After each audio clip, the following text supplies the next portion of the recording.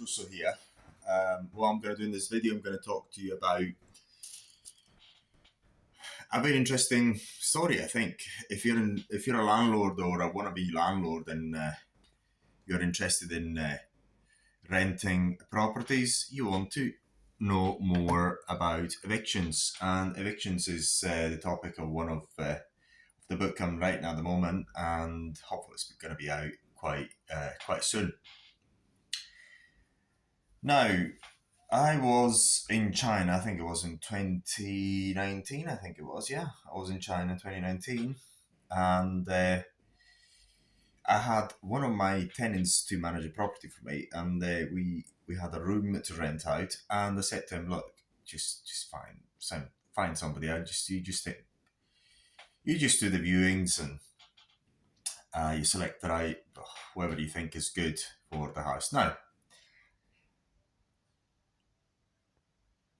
what happened was he selected somebody who's an alcoholic, I think also a drug addict, a very nice guy, by the way, very, very, very, very, very nice guy, apparently.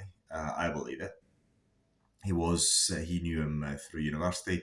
I put an ad and he responded to the ad. I said, oh, by the way, is it possible? You just responded to the ad, obviously.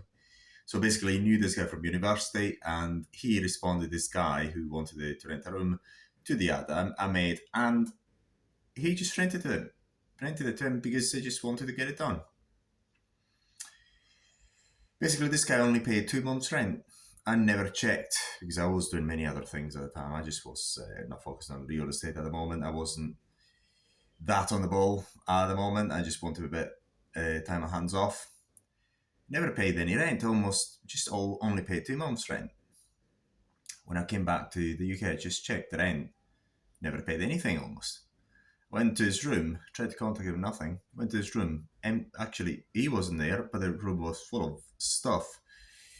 Cigarette butts, empty bottles of alcohol, loads of other stuff that indicated that the guy had some, not great life, a bit of an artist and all that. He was in his 50s, apparently, or late 40s.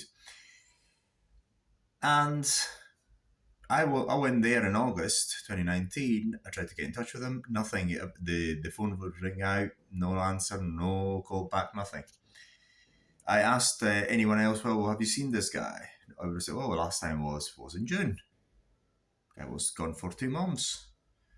September came. Nothing. Called him. Nothing. No replies. Left messages. Nothing. At some point, I just moved into this room. I took all the stuff out into the loft. I said, well, okay, I'll wait for him here. Never came.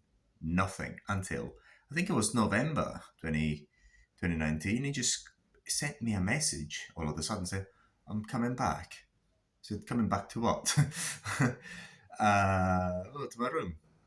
I'll call you back. No, next day. Give me a date maybe if I remember. I don't know. Next day, I called them. He said, I didn't know what to do. I rented out his room already. I don't even remember. Maybe I had a room for him. I could have found a way to accommodate him anyway. You can always find ways. And he said to me, well, I'm coming back. I said, well, there's nothing for you to come back. You can just give up your room. I mean, you haven't been there for so long. I tried to contact you, never paid any rent. I mean, if you're saying that you've got a room here, you're there for at least £30,000 a net.